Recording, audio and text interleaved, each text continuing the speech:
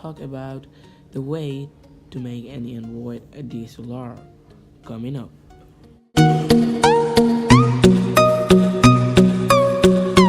Good news, good news, good news. By reading the title, you might have understood that this video will be showing you the process of making your Android smartphone a DSLR. So let's get started. So this is basically about the video of showing this. If you have a single camera phone, you cannot apply the portrait mode on your Android devices. But I have previously told you in many videos that Android is a platform for highly customizable ways, so you can get it right now. So you need to do what is to install the application.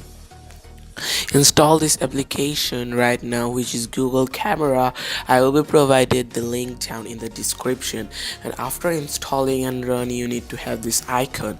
So whatever you need to do, what is to just focus, you need to click at the three dots right there. I just clicked, and you need to select the option named lens blur, and if you after lens blur you need to focus an object, and after that you need to click the picture off. I just took a picture from this camera, which is saying that it just came from lens blur.